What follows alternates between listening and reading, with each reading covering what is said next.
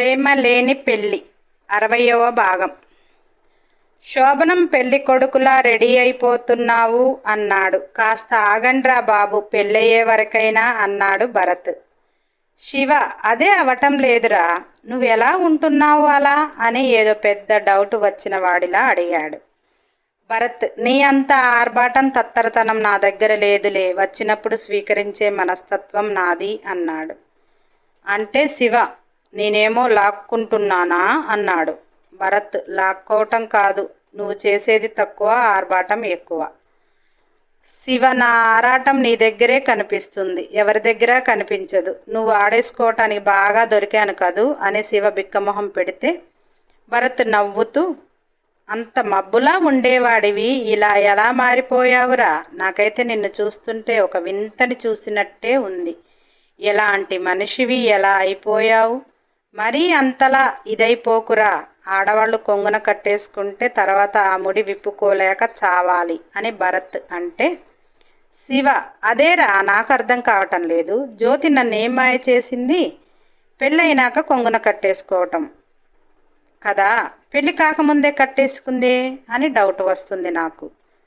భరత్, జ్యోతి కట్టేసుకున్నది కాదు, తమరే పోయి జ్యోతి కొంగును తమర ముడి పడిపోతున్నారు. నీ తనం కాని పో అన్నాడు.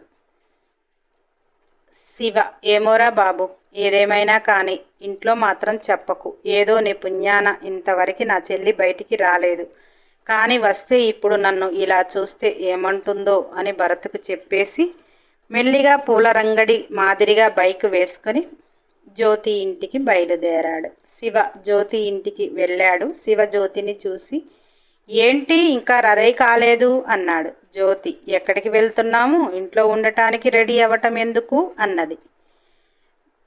జ్యోతి టిప్ టాప్గా వచ్చిన శివని చూసి, ఏంటి ఏదో పెళ్ళి కొడుకులా రెడీ అయ్యి వచ్చావు అన్నది. శివ, ఏ బాలేదా అన్నాడు. జ్యోతి, బానే ఉన్నావు, శోభనం పెళ్ళి కొడుకులా అన్నది. వెంటనే జ్యోతిని చుట్టేసి, చేసుకేసుకుందామా అన్నాడు. జ్యోతి తన నడుంపై కదలాడుతున్న శివ చేతులను పట్టుకొని, నీ ఆత్రంతో నన్ను పిచ్చిదాన్ని చేస్తున్నావు, నువ్వు ఊరక అలా అనమాకు, నాకు కూడా ఏదో అయిపోతుంది అన్నది. శివ, ఇద్దరికి ఏదో అయిపోతే మంచిదే కదా పిచ్చి, నువ్వు వెళ్ళి స్నానం చేసి రెడీ అయిపో బంగారం అన్నాడు. అలా పిచ్చిగా ఉంటేనే మీరు ఆగటం లేదు, ఇప్పుడు నేను రెడీ అయ్యి వస్తే తర్వాత పరిస్థితి అన్నది. అబ్బా పోవే తల్లి, ఒంటి నిండా కప్పుకున్న ఆ నైటీని చూస్తుంటే ఏమీ కానరాక పిచ్చి లేస్తుంది. ఆ నడినెత్తిన ఆ కొప్పు చూస్తే చిరాకు పుడుతుంది. నువ్వు ముందు పోయి రెడీ అయిపో అని తనను గదిలోకి తోలి సోఫాలో కూర్చొని టీవీ ఆన్ చేశాడు. అందులో రొమాంటిక్ పాటలు పెట్టుకొని చూస్తూ ఎంజాయ్ చేస్తున్నాడు. ప్రతి పాటలో వారిద్దరిని ఊహించుకుంటూ గాల్లో తేలిపోతున్నాడు. అలా ఊహించుకుంటూ పాప స్నానాల గదిలో ఎలా ఉందో ఊహించుకున్న బాబుకి ఒక్కసారిగా వైబ్రేషన్స్ వచ్చాయి. ఇక హాల్లో ఉండలేక మెల్లిగా జ్యోతి రూమ్లోకి వెళ్ళాడు. ఇంకా జ్యోతి స్నానం చేసి బయటికి రాలేదేమో. రూమ్ మొత్తం చూశాడు. పెద్ద ఫేమస్ లాయర్ ఇల్లు అంటే ఆ మాత్రం ఉండాలిలే అని అక్కడ ఉన్న హంగు ఆర్భాటాలను చూసి అనుకున్నాడు. శివ ఎప్పుడు వచ్చినా హాల్లో ఉండి మాట్లాడి వెళ్ళేవాడు. ఈరోజు ఏందో ఆమె మదిలో చేరాడు కదా, ఆమె గదిలోకి చేరితే తప్పేముంది అన్నట్టు బెడ్ మీద మఠం వేసుకొని కూర్చున్నాడు. ఇక శివ తెగ ఆలోచిస్తున్నాడు. ఇప్పుడు జ్యోతి ఎలా వస్తుంది, ఏమేం వేసుకుంటుంది, బట్టలు మొత్తం కట్టుకొని వస్తుందా, సగం కట్టుకొని వచ్చి మిగిలినవి బట్టలు బయట కట్టుకుంటుందా, నా బెడ్రూమ్ ఎవరు రారనేసి వామ్మో అని శివ గుండెల మీద చెయ్యి వేసుకొని గజగజ వణికిపోతున్నాడు. ఆ ఆలోచనలనే శివకి ఉక్కిరి బిక్కిరి చేస్తున్నాయి. శివ వంటిపై తడితో అలా వస్తే ఆమె ఒంటి నిండా నీటి బిందువులతో ఎటు సరిపడని ఆ టవల్తో అలా ఊహించుకున్న శివ కరెక్ట్గా సీలింగ్కి బెడ్కి మధ్యలో గాల్లో ఫిక్స్ అయిపోయాడు.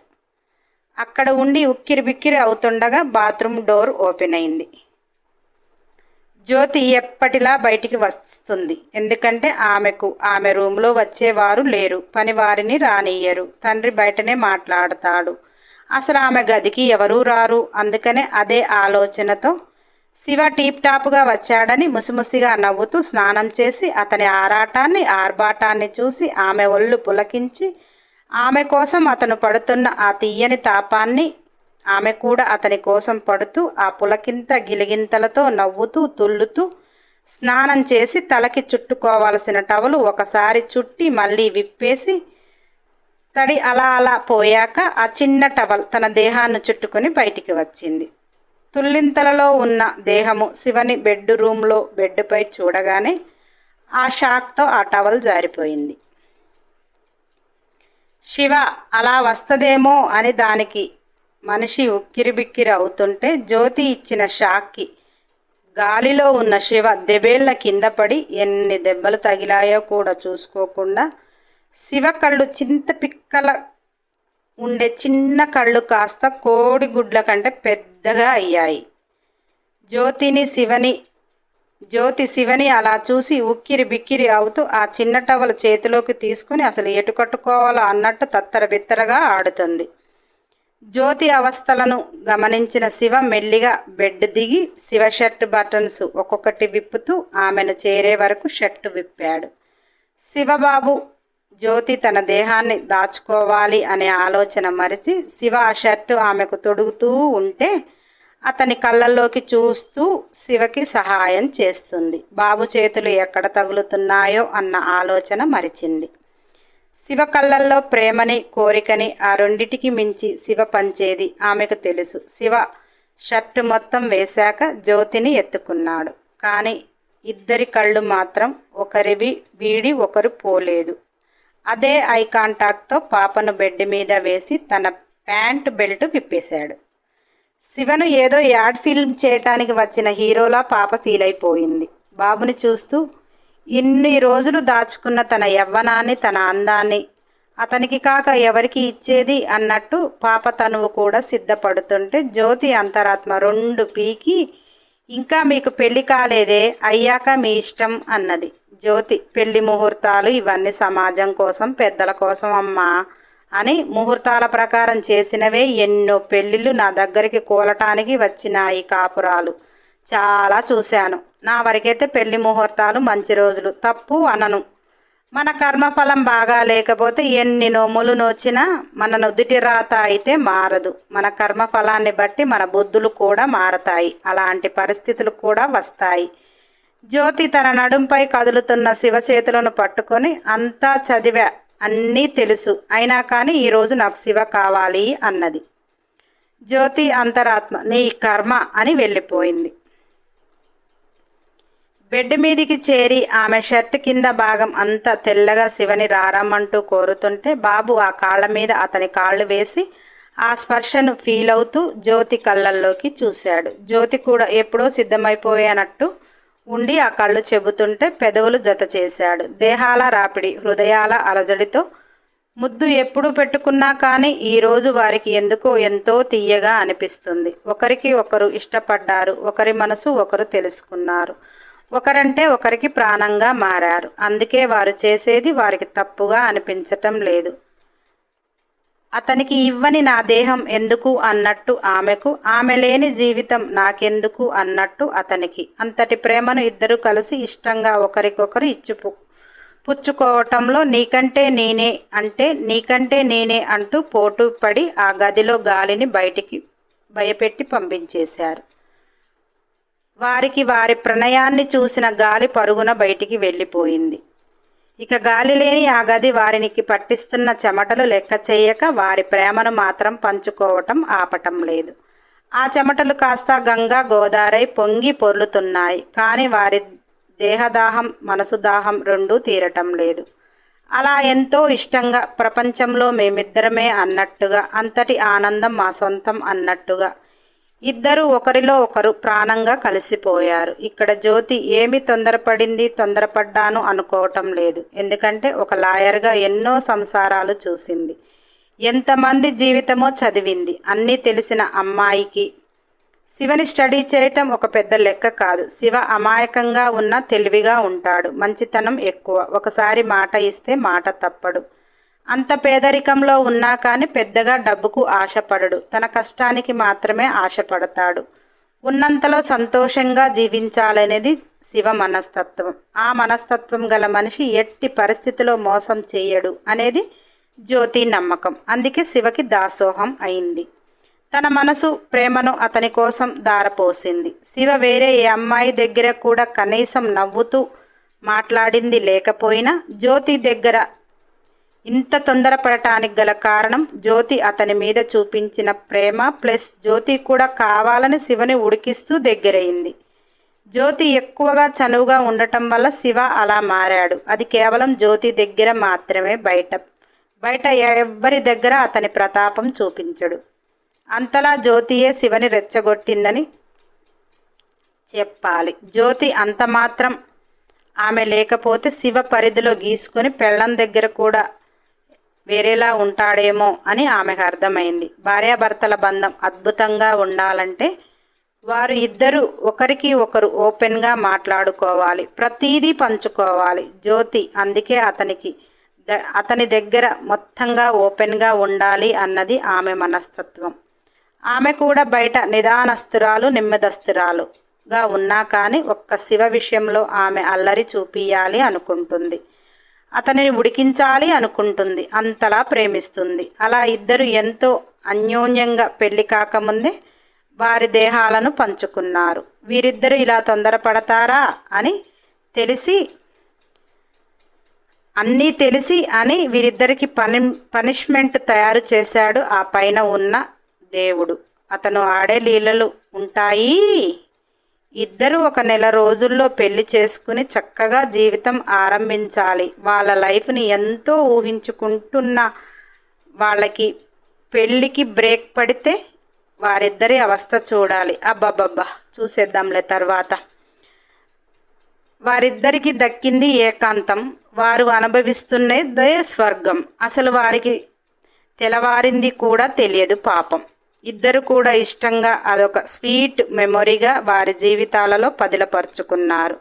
వారికి పెళ్లి తర్వాత ఎన్నో రాత్రులు ఉన్నా ఇది ఒక మెమొరబుల్ రాత్రే. వాళ్ళకి పెళ్ళయ్యాక అందరూ చేస్తారు, పెళ్లి కాకముందు చేయటమే కదా మజా అనుకున్నారు వారు. అనుకున్న దానికి పెళ్లి కాకుండా ఎన్ని రాత్రులు గడుపుకోండి అని గాడ్ పనిష్మెంట్ ఇచ్చేశాడు. వీళ్ళ పెళ్లికి బ్రేక్ అన్నాడు. భరత్ శివ వెళ్ళాక అత్తమ్మ కత్తిని పిలువు అన్నాడు. శివ తల్లి ఏమో బాబు, వచ్చిన దగ్గర నుంచి రూమ్ నుంచి రావటం లేదు. అన్నం తినమంటే నాకు నోరు మండుతుంది, నేను తినను, నాకు ఈ పూట వద్దు, పడుకుంటా అని పోయి పడుకుంది అన్నది. భరత్ మీరన్నం పట్టుకురండి, నేను పెడతా అన్నాడు. సరే బాబు అని ప్లేట్లో అన్నం తెచ్చి భరత్కి ఇచ్చింది. భరత్ ఆ ప్లేట్ తీసుకుని కత్తి గది తలుపు తట్టాడు. మన కత్తి పాప రూమ్లో ఏం చేస్తుంది అంటే అద్దం ముందు నిలుచుంది. ఆ పెదవులను చూసుకుని ఇవి ఎలా తగ్గాలి, దొంగ చచ్చినోడు మైకంగా ముద్దు పెట్టాడు, గట్టిగా కొరికేశాడు. ఎందుకు ఇలా చేశాడబ్బా? భరత్ అలా చేసేవాడు కాదే, అసలు ముద్దే ఇవ్వడు, అలాంటిది ఇచ్చాడు అంటే ఇష్టంగా ఇచ్చాడు, కానీ ఇలా ఎందుకు కొరికేశాడు? భరత్ మనస్తత్వం అది కాదే అని లిప్ బాంబుని, లిప్టిక్లను అన్ని పెదవులు మొత్తం పూసింది. కానీ ఎన్ని పూసినా కానీ ఆ మార్కు మాత్రం కనబడుతూనే ఉన్నాయి.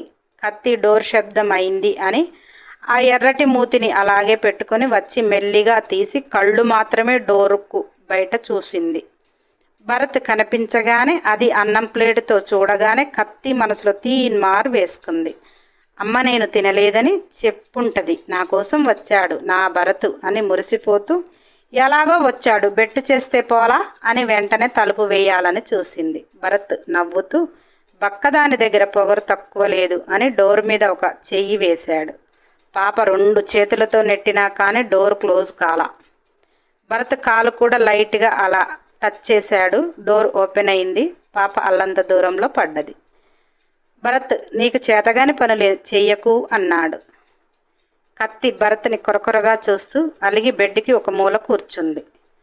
భరత్ డోర్ కొద్దిగా వేసి వచ్చి అన్నం తినకుండా ఎందుకు పడుకున్నావు అన్నాడు. అలగాలని వచ్చి కూర్చున్న కత్తి అలక మరిచిపోయి మూతి చూపించి ఇలా చేస్తే ఎలా తినేది, ఎంతలా మంట పుడుతుందో తెలుసా అన్నది. భరత్ అన్ని రకాల లిప్స్టిక్లు రాస్తే అలాగే మంట పుడుతుంది అని అక్కడ ఉన్న క్లాత్ తీసుకొని పెదవులు మొత్తం శుభ్రంగా తుడిచాడు. కత్తి ఈరోజు ఆనందంగా ఉంది. మొదటిసారి ముద్దు ఇచ్చాడు. అన్నం తినలేదని వచ్చి ఇప్పుడు తినిపిస్తున్నాడు. ఏ రోజు పెద్దగా పట్టించుకొని భరత్ ఈరోజు అంత దగ్గరగా చూస్తుంటే ఆమెకు ఇష్టంగా అనిపించింది. కత్తికి భరత్ పెదవులు తుడవగానే, నేను అన్నం తినను, నాకు పెదవులు మంట పుడుతున్నాయి అని ముఖం అటు తిప్పింది. భరత్ కత్తిని తన ఒళ్ళో కూర్చోబెట్టి మెల్లిగా పెదవులు అందుకున్నాడు. అతను పెట్టిన పంటి ఘాటుపై నాలుకతో ఆమెకు ఏదో అయ్యేలా చేశాడు. భరత్ నాలుక ఆమె పెదవులపై నాట్యం చేస్తుంటే కత్తి పాప మనసులో, వీడిలా చేస్తాడంటే వీడితో రోజు ఎన్ని గాయాలైనా చేపించుకోవచ్చు అని మనసులో మురిసిపోయింది. కత్తికి మరొక మాయలోకానికి తీసుకుని పోయి చక్కగా కూర్చోబెట్టి అన్నం కడుపు నిండా తినిపిస్తే తినేసింది. ఆమె పెదవుల మంట తెలియనూ లేదు. ఆ ముద్దు మైకంలో ప్రేమగా తినిపిస్తుంటే అసలు ఉక్కిరి బిక్కిరి అయిపోయింది. కోపం పారిపోయింది. ఈరోజు రణధీర్ ధరణి రాలేదని నన్ను తిట్టకండి, వాళ్ళకి ఈరోజు హాలిడే కావాలి అంటే ఇచ్చేసా. నెక్స్ట్ ఎపిసోడ్ కోసం సబ్స్క్రైబ్ చేయండి, లైక్ చేయండి, షేర్ చేయండి, కామెంట్ చేయండి. అన్ని ఎపిసోడ్ల కోసం బెల్ ఐకాన్ టచ్ చేయండి.